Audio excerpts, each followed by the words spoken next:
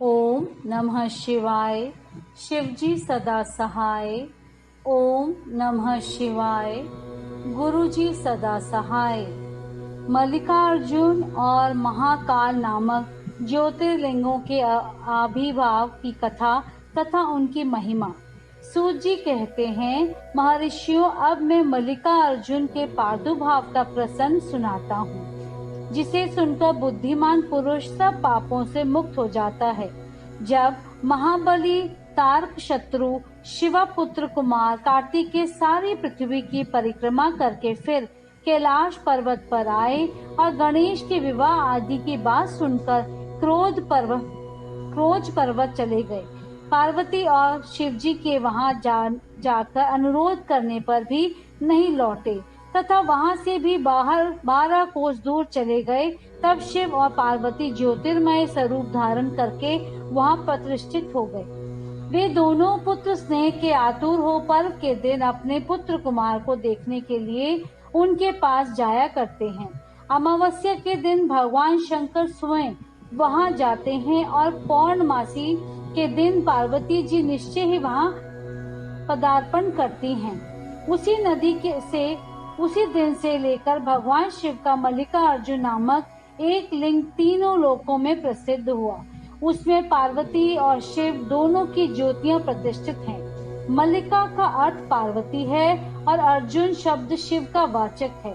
उस शिवलिंग का जो दर्शन करता है वह समस्त पापों से मुक्त हो जाता है और संपूर्ण अभीष्ट को प्राप्त कर लेता है। इसमें संशय नहीं है। इस प्रकार मल्लिकार्जुन नामक द्वितीय ज्योतिर्लिंग का वर्णन किया गया है, जो दर्शन मात्र से लोगों के लिए सब प्रकार का सुख देने वाला बताया गया है। ऋषियों ने कहा, प्रभु, अब आप विशेष कृपा करके तीसरे ज्योतिर्लिंग का वर्णन कीजिए। सूत जी ने कहा, ब्राह्मणों, मैं धन्य हूँ, कृत्य हूँ, जो आप श्रीमानों का संग मुझे प्राप्त हुआ।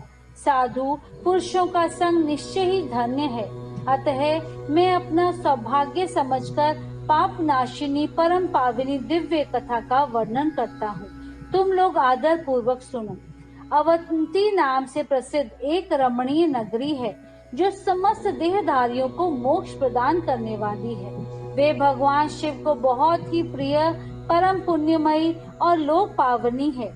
उस पुरी में एक श्रेष्ठ ब्राह्मण रहते थे, जो शुभ कर्म परायण, वेदों के स्वाध्याय में संलग्न तथा वैदिक कर्मों के अनुष्ठान में सदा तत्पर रहने वाले थे। वे घर में अग्नि की स्थापना करके प्रतिदिन अग्निहोत्र करते और शिव की पूजा में सदा तत्पर रहते थे। वे ब्राह्मण देवता प्रतिदिन पार्थिव शिवलिंग बनाकर उसकी पूजा किया करते थे। वेद प्रिय नामक वे ब्राह्मण देवता सम्यक ज्ञान अर्जन में लगे रहते थे। इसीलिए उन्होंने संपूर्ण कर्मों का फल पाकर वह सद्गति प्राप्त कर ली, जो संतों को ही सुलभ होती है। उनके शिव पूजा परायण 4 तेजस्वी पुत्र थे, जो पिता माता से सद्गुणों में कम नहीं थे। उनके नाम थे देवप्रिय, प्रियमेधा, सुकृत और सुव्रत। उनके सुखदायक गुण वहाँ सदा बढ़ने लगे। उनके कारण अवंती नगरी ब्रह्म तेज से परिपूर्ण हो गई।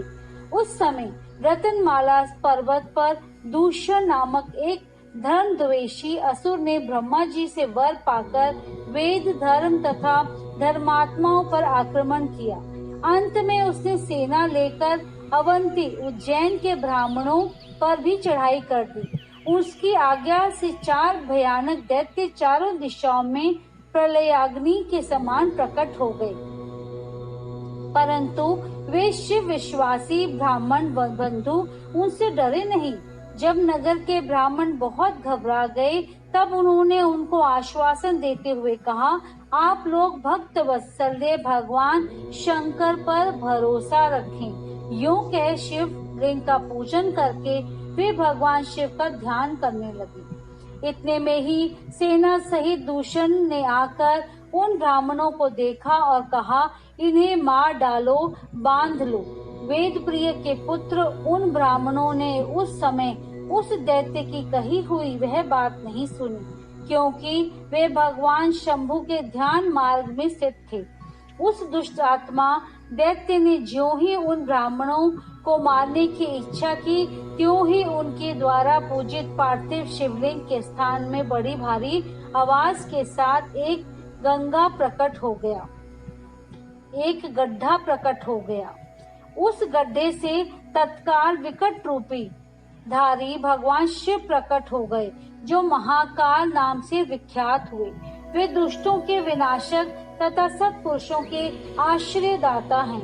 उन्होंने उन दैत्यों से कहा, अरे खल, मैं तो जैसे दुष्टों के लिए महाकाल प्रकट हुआ हूँ, तुम इन ब्राह्मणों के निकट से दूर हो जाओ। ऐसा कहकर महाकाल शंकर ने सेना सहित दूषण को अपने हुंकार मात्र से तत्काल भस्म कर दिया। कुछ सेना उनके द्वारा मारी गई और कुछ भाग खड़ी हुई। परमात्मा शिव ने दूषण का वध कर डाला। जैसे सूर्य को देखकर संपूर्ण अंधकार नष्ट हो जाता है, उसी प्रकार भगवान शिव को देखकर उसकी सारी सेना अदृश्य हो गई। देवताओं की दुदुम्बियां बज उठी और आकाश से फूलों की वर्षा होने लगी। उन ब्राह्मणों को आश्वासन दे सुप्रसन्न हुए स्वयं महाकाल महेश्वर शिव ने उनसे कहा, तुम लोग वर मांगो। उनकी वह बात सुनकर वे सब ब्राह्मण हाथ जोड़ भक्ति भाव से भली भांति प्रणाम करके नतमस्तक हो बोले। द्विजों ने कहा, महाकाल महादेव, दुष्टों को दंड देने वाले प्रभु शंभो, आप हमें संसार सागर से मोक्ष प्रदान करें। शिव, आप जन साधारण की रक्षा के लिए सदा यहीं रहें। प्रभु शंभो, अपना दर्शन करने वाले मनुष्यों का आप सदा ही उद्धार करें। सूत जी कहते हैं, महर्षियों उनके ऐसा कहने पर उन्हें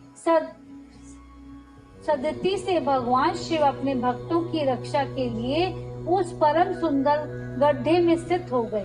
वे ब्राह्मण मोक्ष पा गए और वहाँ चारों ओर की एक एक कोस भूमि लिंग रूपी भगवान शिव का स्थल बन गई। वे शिव भूतल पर महाकालेश्वर के नाम से विख्यात हुए। ब्राह्मणों, उनका दर्शन करने से स्वप्न में भी कोई दुख नहीं होता। जिस जिस कामना को लेकर कोई उस लिंग की उपासना करता है, उसे वे अपना मनोरथ प्राप्त हो जाता है तथा परलोक में मोक्ष भी मिल जाता है। अध्याय 15 और 16 संपूर्ण।